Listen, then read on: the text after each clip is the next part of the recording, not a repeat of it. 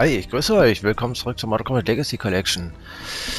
Ja, jetzt mache ich einfach mal wieder so einen kompletten Doku-Part. Denn jetzt einfach mal hier weiter. Bilder sagen wir das Wort 13. September. Ah ja. So, Judy, denn jetzt geht's ja weiter.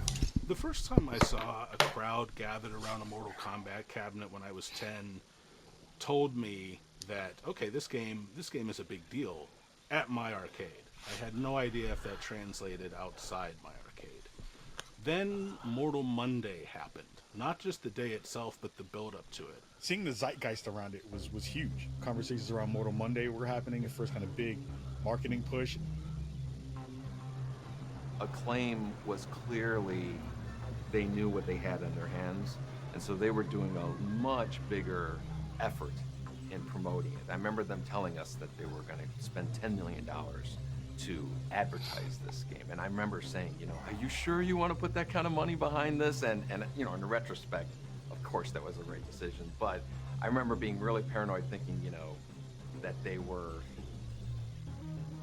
putting a lot on this game. The preparation for the release of Mortal Kombat was just massive. I was working at Babbage's software. Pre-sales had started early, so we knew we were going to be just selling out. It was all I could talk about. I remember going to see a movie, I can't remember which film it was, and they were advertising Mortal Mondays, which was one of the greatest marketing blitzes in video game history. And it was just, all these random kids yelling in the middle of a city street, Mortal Kombat, right? Mortal Kombat!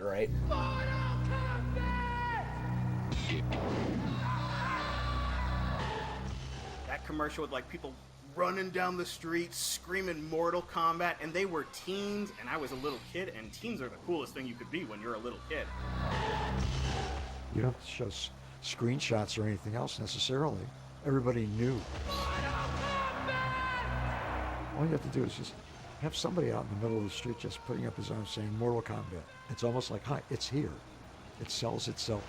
Mortal Kombat!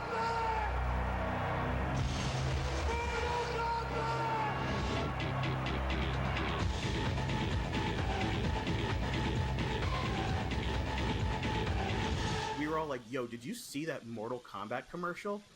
What is Mortal Kombat? And there was always one kid who knew a little more. It's a video game, but you kill people. And all of us at Maplewood Elementary School were like, whoa! We had 2 front monitors that were just showcasing Mortal Kombat videos. And In the comics, on the back of the comics, there were Mortal Monday ads. There were Mortal Kombat ads in magazines. There were Mortal Kombat ads in subways. Just seeing the standees and the posters and things at Times Square and the signage that was coming in, every piece of memorabilia that was coming in, and t-shirts, and it was just over the top compared to other games. I remember just being nervous about it, thinking, I hope this game lives up to it. Even though it was a huge arcade game, you just never know at home.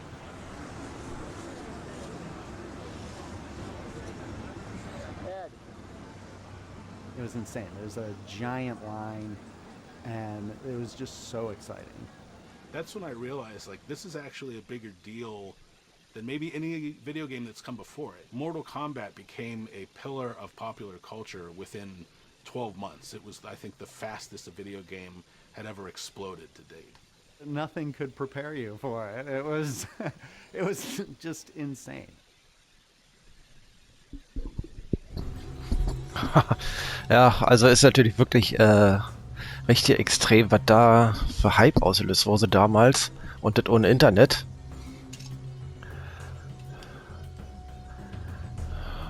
Ach ja.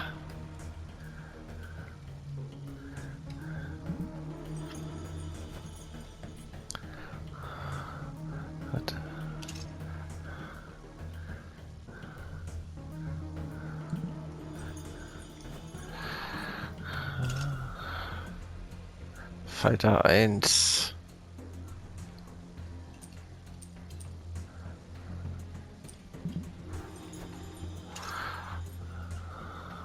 Ah, Santa Claus.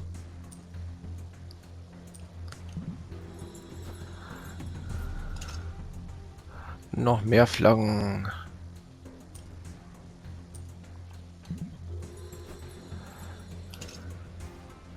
Sega CD.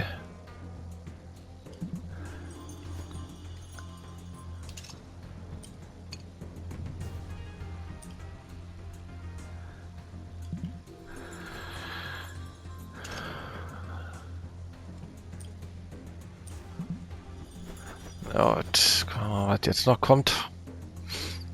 Super NES. Ja, Nintendo hatte ich damals nicht. Also ich war wirklich so Mega Drive technisch eher. Und Game Gear. Also Sega technisch war ich irgendwie eher so unterwegs anstatt Nintendo.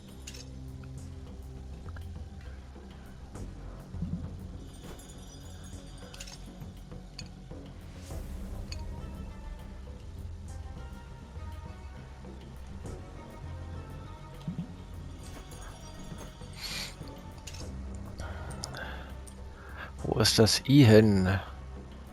Na, man ein I geschrieben in den Übersetzungen der Konsolen, hier noch wieder Y. Die ursprüngliche Schreibweise erinnerte an einen Vertikalscroller eines anderen Herstellers. Also.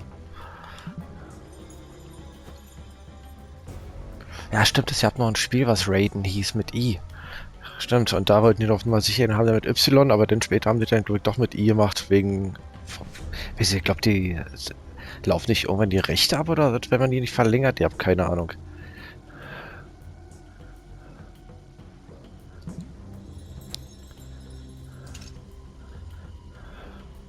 In Brasilien.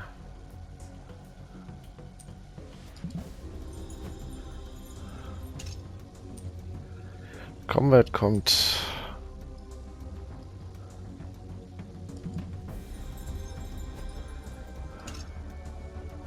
Schlag auf Schlag.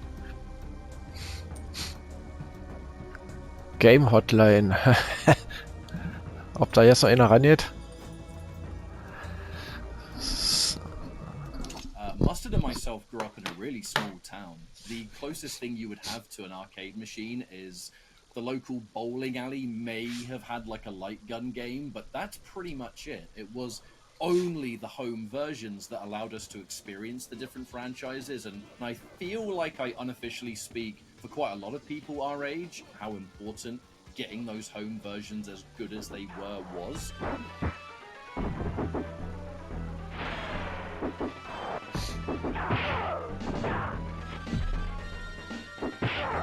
So that the rest of us could still experience it in different parts of the world, that arcades weren't as common, especially those small towns. Which side was I on in the home versions? There's only one side. Like, what do you know, it's just the Genesis version. There's only one version of the game.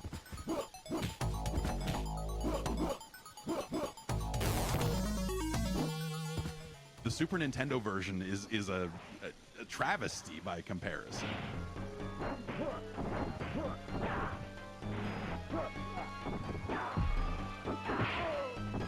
I actually thought that even though the Genesis was a little behind graphically than the Super Nintendo, I liked the grittier look of the Genesis version. It really felt kind of down and dirty the way Mortal Kombat should. I mean, also the Genesis version had the blood code.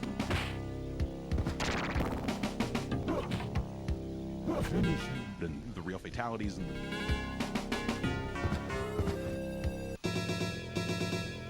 the Dullard code and all the other cool stuff in it. I think that made up for like the music in the Genesis version being really hokey and some of that other stuff. My friend had a Genesis. They got Mortal Kombat. His mom would come in every now and then just to look at the screen to make sure there was no blood flying.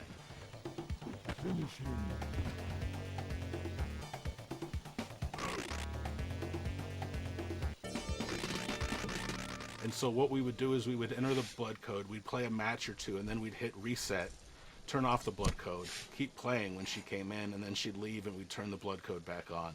Nintendo screwed the pooch when they didn't allow the blood in the game, and they instead put sweat in it, which the Genesis version outsold the SNES version like 3-1 or something like that. Everybody wanted the violence, you know, they wanted the blood. The Super Nintendo version feels like mud. Like the act of playing that game is so unlike playing the actual arcade game. So I really wanted Mortal Kombat. Not just to fit in, but because I loved it.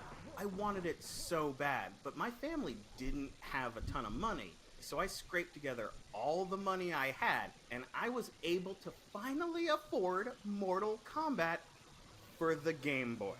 And that game is a experience.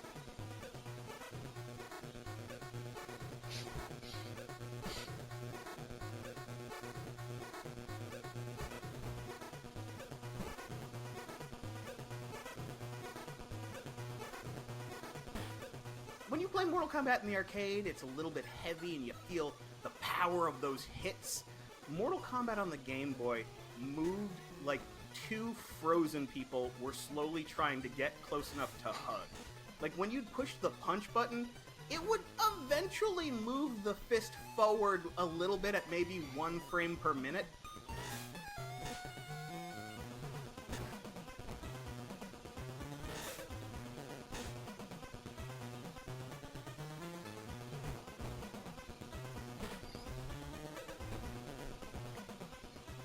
I cannot do a fatality in this game.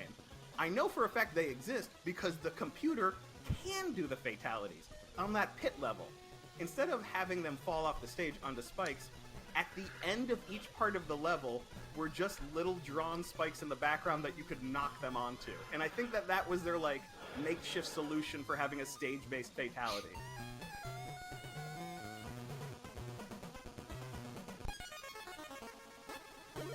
Even as a kid, I knew it was not the best version, but I loved it so much. I even put in a Game Genie code that let you play as Goro.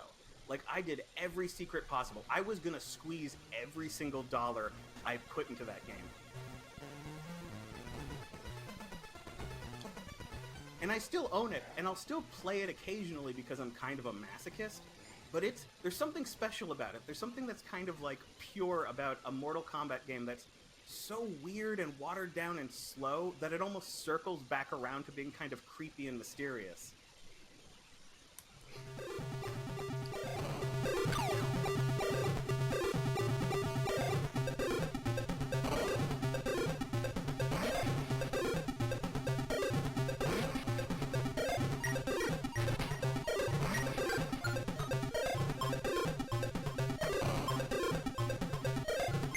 I mean, they may not have been like arcade perfect, but to us, we didn't know any better. We didn't have anything to comparison. All we cared about was just, you know, play the game, have fun with it, you know, enjoy what we were doing, and that was about it. Ja, das hatte ich auch schon vor 2 Parts die Gameboy-Version gespielt. Entschuldigung. Und also es ist wirklich schwerfällig, das hast du echt gemerkt. Und ja, also zum Glück hatte ich die Mega Drive-Version, wo du alles gesehen hast. Aber wie gesagt, wenn ich Mortal Kombat spiele, will ich auch alles sehen, wa? Also will ich jetzt nicht irgendwie, dass ich da, ja, keine Fatalities sehe oder irgendwas anderes. Oder nur weil Nintendo es jetzt nicht erlaubt. Also, das ist klar, dass jeder zur Mega Drive-Version greift.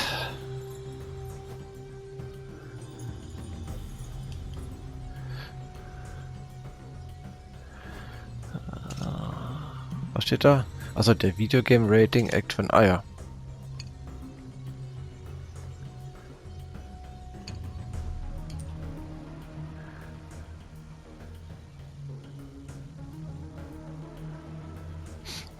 Lasst ihr das einfach mal so durchlaufen jetzt hier oder stehen. So. Für Leute, die sich das jetzt hier anschauen wollen. Und dort durchlesen. So, tut sich zusammen.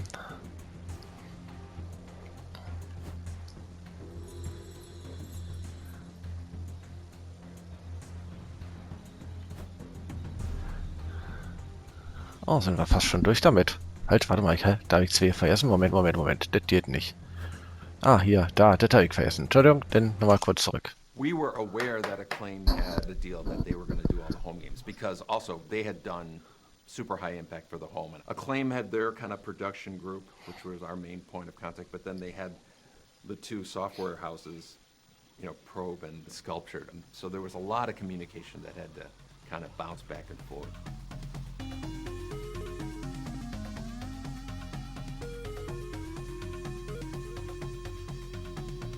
Pro offered me Mortal Kombat on the Mega Drive, the Genesis version, and I said yes. I'm free. I'm available. Like a job's a job, and I said, well, what is it?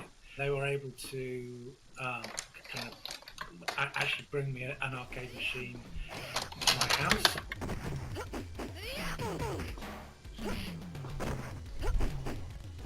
And kind of started playing it, and I thought, well, this looks easy enough.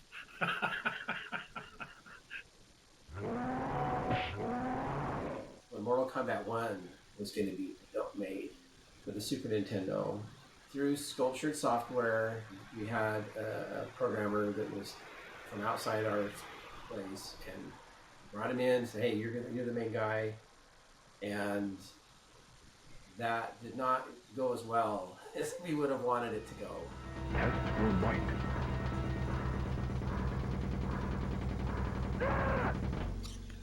Ed and I would get versions of the game, and so I would give feedback in terms of the pixel art as best I could. Of course, the home games at the time, they didn't have quite the capabilities that we did in the arcade.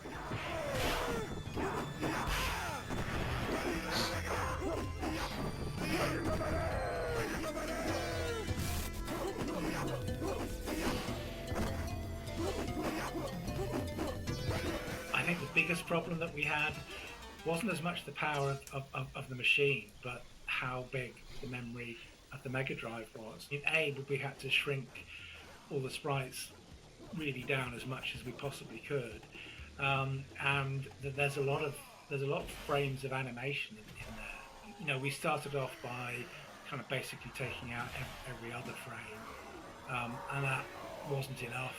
So then we had to take out like 3 out of 5 frames, and then kind of concentrate on the important animations, the ones that let you see most. Williams have a method of writing. It's almost like a kind of multi-threading. It's like that there's a number of different programs all operating at the same time. So one of those programs operates one of the characters, one program operates one of the weapons, one of them operates the background, and all of those different little programs kind of speak to each other. That isn't a method of programming I had any experience of. It took me a while to work it out. A kind of pro were getting very nervous because there wasn't anything on the screen. I was working, there wasn't anything on the screen. And then eventually I was able to basically kind of translate the original code almost line by line. It kind of worked, and the whole thing kind of came to life.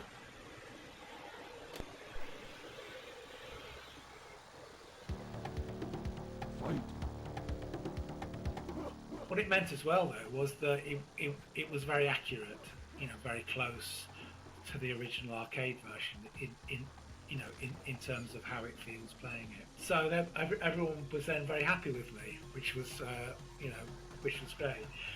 Genesis played much better, and it had the blood, the abacab, and all that. Get over here!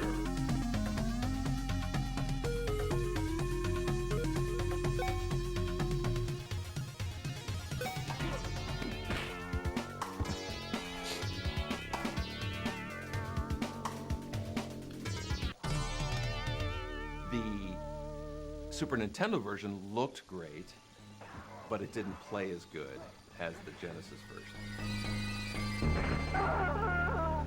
The programmer that was the lead, he made some missteps at the beginning of the project, and it was really hard to finish.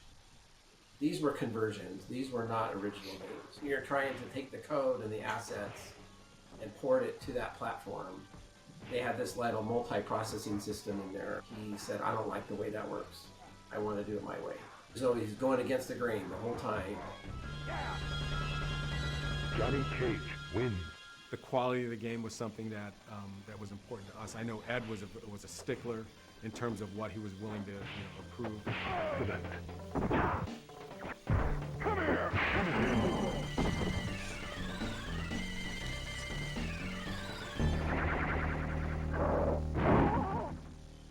And we were down to the wire. We were, saying that we're not going to approve it until you fix this, this, and that. And I ended up having to help him, so it got done. But it played not quite as well. They needed to build millions of cartridges, and there's lead times involved with that. And so those two things kind of conflicted a couple times, and there was some tension there.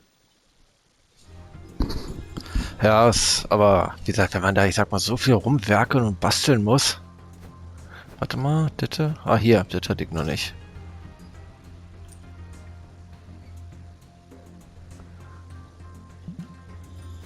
So, das müsste das aber eigentlich gewesen sein, fast, wa? Ah, da habe ich noch was vergessen. Echt, habe ich das wirklich? Mensch.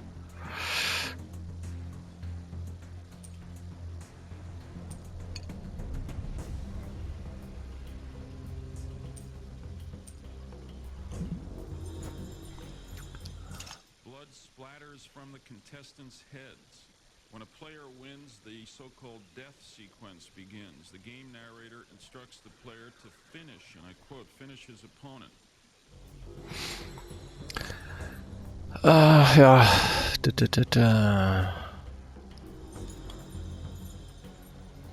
Ja, es gibt wirklich immer einige, die dann dagegen sind und sagen, das ist schlecht und da und ja, also man sollte wirklich, also wie gesagt, solche Spiele machen nicht, dass man jetzt zum Psycho wird oder sowas, sondern die Leute, die eh schon einen kleinen Knacks weg haben, die spielen bestimmt nicht Barbies Traumhaus oder sowas, sondern die spielen eben Shooter und solche Spiele ist eben so. Also das heißt jetzt nicht, dass jetzt solche Spiele die Leute dazu machen, sondern eigentlich... Gut, dann schauen wir uns das hier noch an und dann... Video games were becoming more and more sophisticated, maturing. It was around that time that we were realizing that video games aren't just for kids. The manufacturers of the home consoles still kind of thought of them that way. It's like, hey, this is a toy for kids. We never made Mortal Kombat for 6-year-olds or anything like that. That was never the intention. 4 guys in their 20s, what kind of video game are they going to make? In our minds, we were creating the game for a certain demographic of player. Fans of Terminator, Bloodsport, Alien, Predator, all these movies.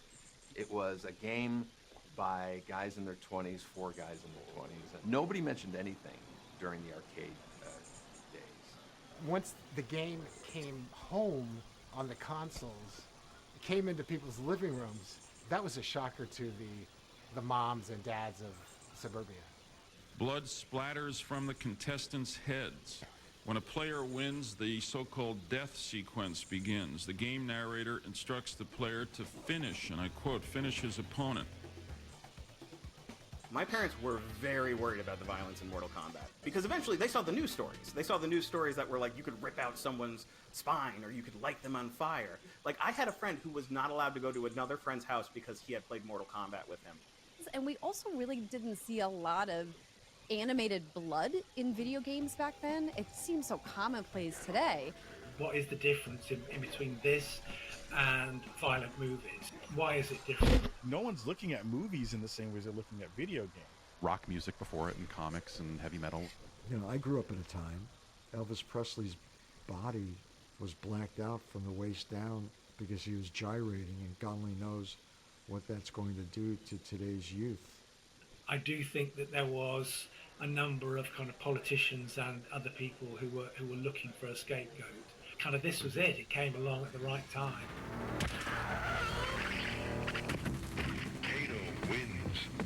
Flawless victory. It was just like, video games are bad, and these are the ones doing it. I think the thing that made me most angry about it was it just felt like no one involved in any of this had ever actually played a video game or seen this stuff outside of very carefully selected footage. It was like fairly kind of innocuous, and it was like kind of cartoon violence. And yeah, it seems violent, but ultimately it's really just funny. Yeah, it's like Evil Dead, isn't it? the very idea that like Mortal Kombat was somehow going to destroy society or the fabric of our youth or anything was always ridiculous. These home games had no system of ratings, right? Like a CD would say explicit lyrics or something. A movie would say rated R for violence or, whatever. And I think, to me, that was the fundamental issue. Somebody noticed and somebody objected to it, and we certainly didn't disagree with it. And so I think that the reaction from Congress and everything at the time almost to me felt appropriate. Yeah, I'd say having the conversation about violence in video games and ratings in video games ultimately is something that was going to happen sooner or later. Is the industry going to be able to self-regulate, or is the government going to have to come in and do a bunch of really dumb things? I think that the rating system helps people make more informed decisions about what they're buying, and that included Mortal Kombat. If you're a parent who bought their kids games, they probably shouldn't have been playing Mortal Kombat unless you could supervise them. It was the next step in the maturity of the industry, and the rating system was kind of emblematic of that. It was a way to say, hey, here's this type of game, here's the type of content, make your own choice. The rating system and stuff that came from it felt like the right choice, to make. I think that if video games were like a squalling infant that was just learning how to crawl, Mortal Kombat got them toddling on their feet. Ja, also vereinzelt ist so eine Einstufung schon ganz gut. So, Runde 2. Was haben wir hier? Entwickler von Mortal Kombat 2. Ja, aber das machen wir lieber beim nächsten Mal. Jo, erstmal danke fürs Zuschauen und dann sehen wir uns dann beim nächsten Mal wieder. Bis dann, tschüss.